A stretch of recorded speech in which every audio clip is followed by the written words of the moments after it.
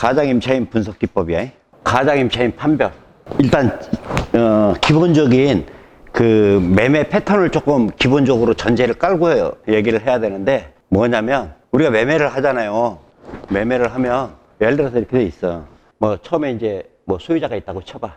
여기 소유자 A가 있는데, 얘가 예를 들어서 아파트를 사.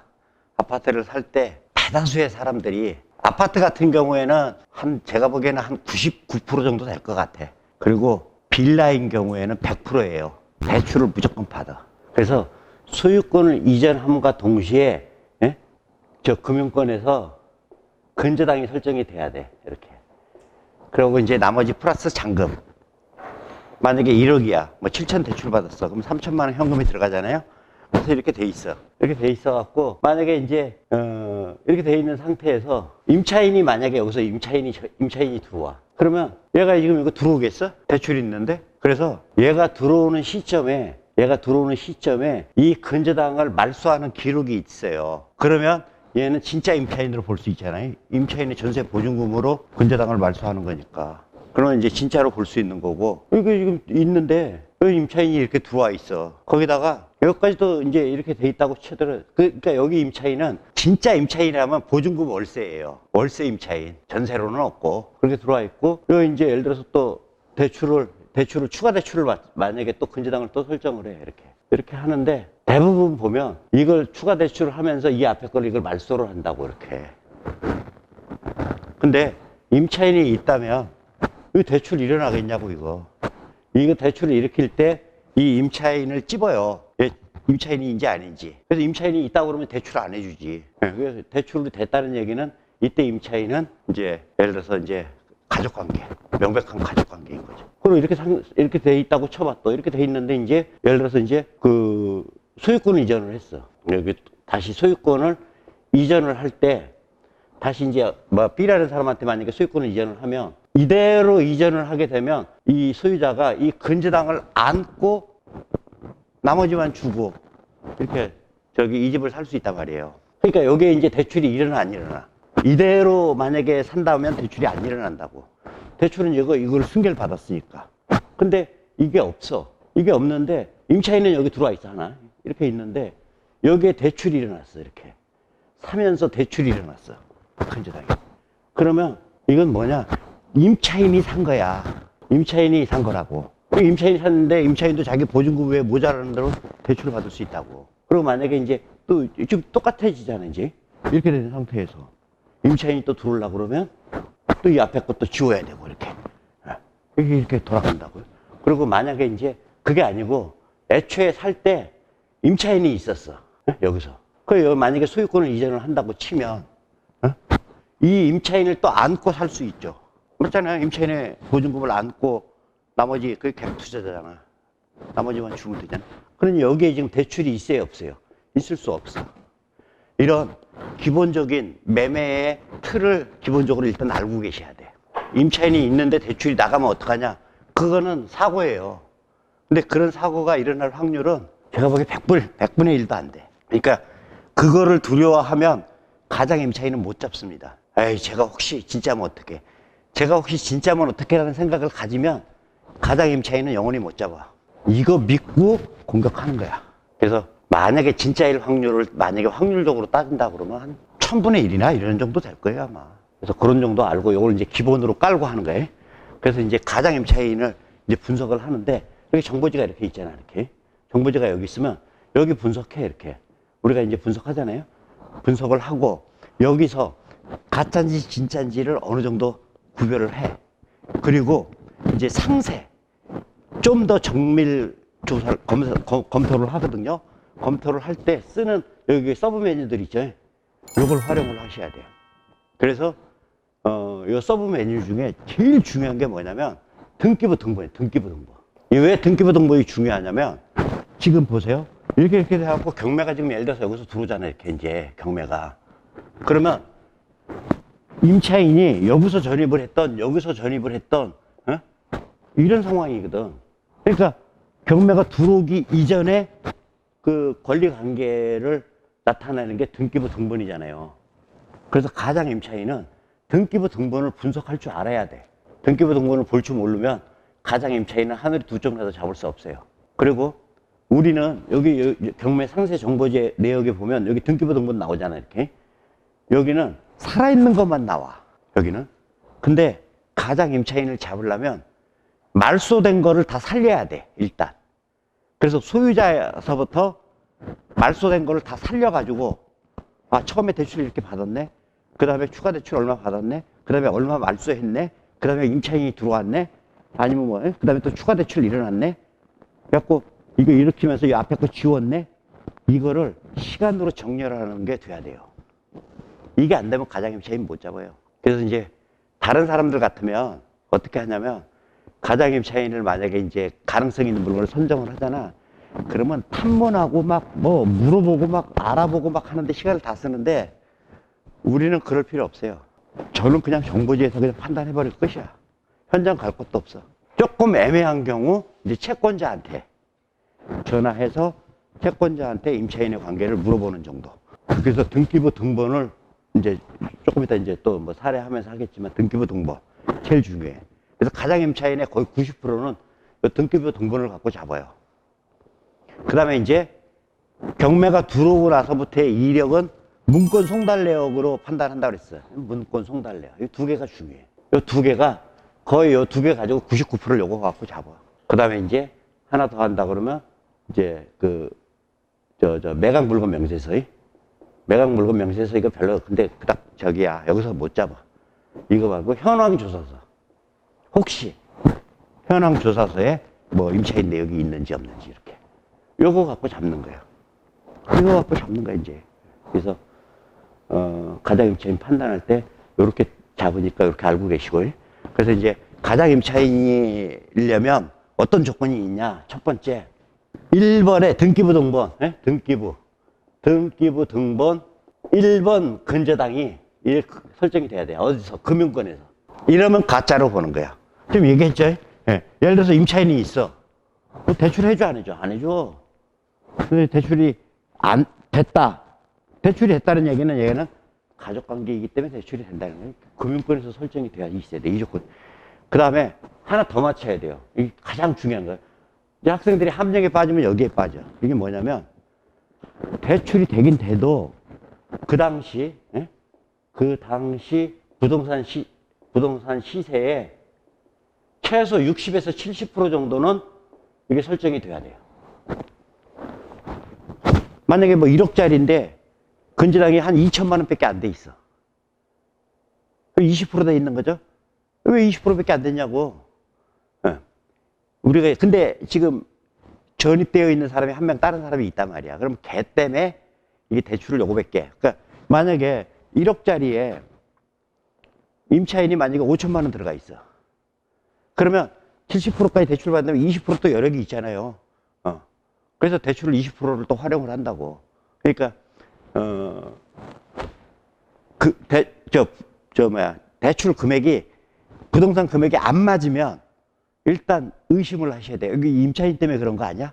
그래서 요 조건이 반드시 갖춰줘야 돼. 그리고 이제 임차인이 있으면 봐봐요. 여기도 여기 이렇게 만약에 임차인이 이렇게 안 돼 있고 임차인이 있어.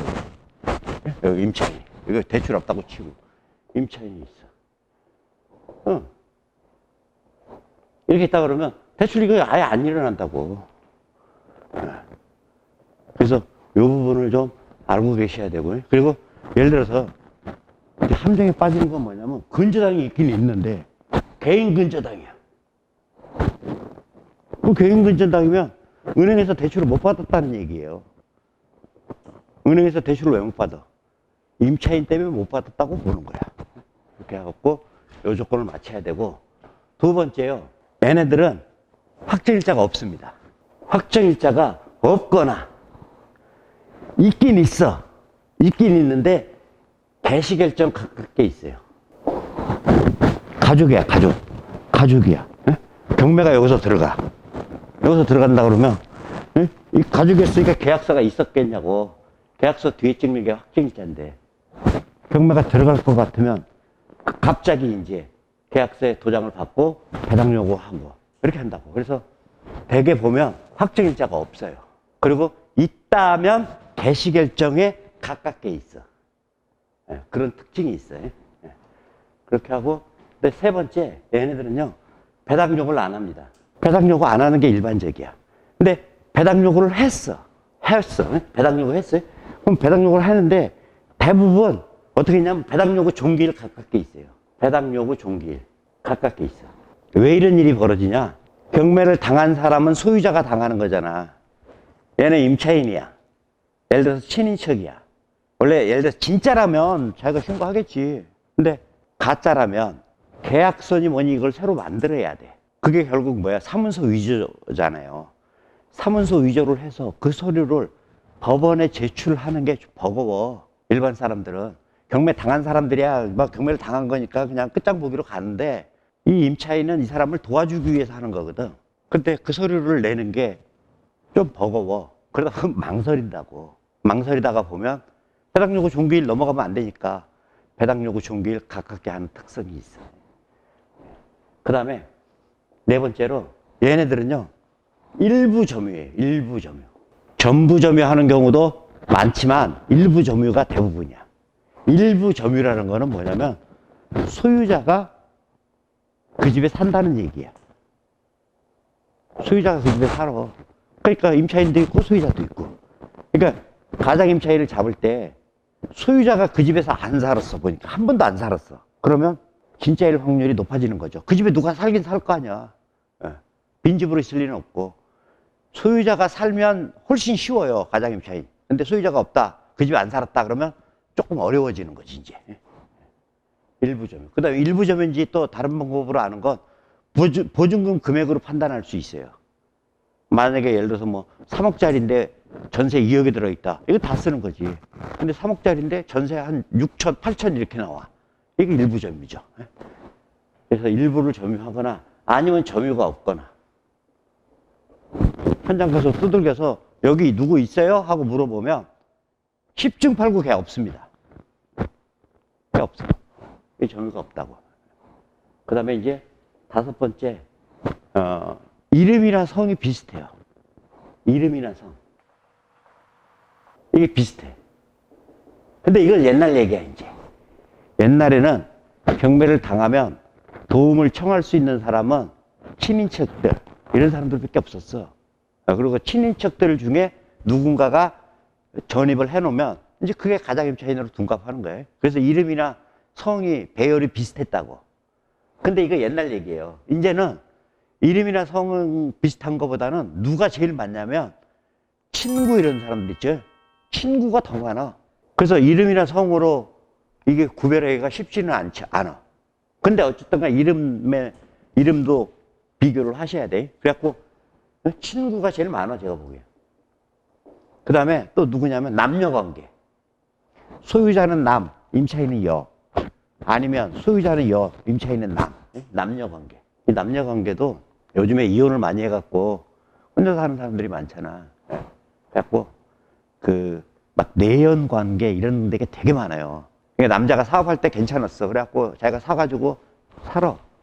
그러다가 이게 이제 경매가 들어가게 되면 그때 그 이제 여자가 그 살 때 그 남자랑 계약서 썼겠어?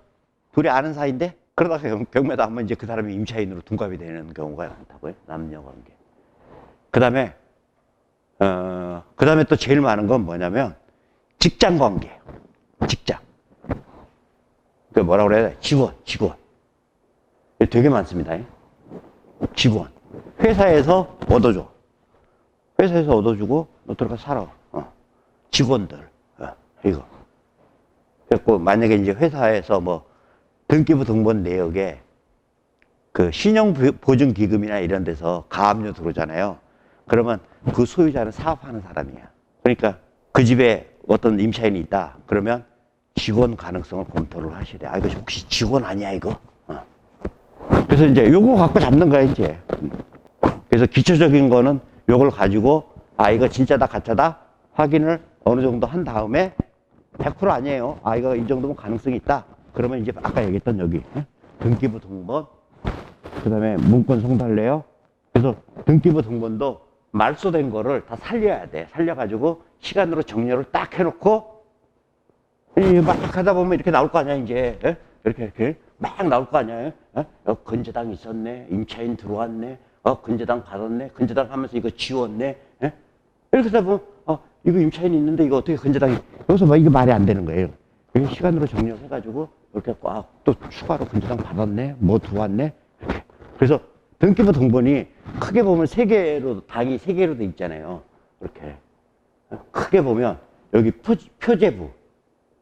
이건 이제 부동산에 관한 내역을 표시한 거니까 이건 이해관계가 없고, 여기 갑구. 그러면 여기는 이제 소유자에 관한 사항이 적히는데, 이 갑구에서는 제일 중요한 게 뭐냐면 소유자의 주소.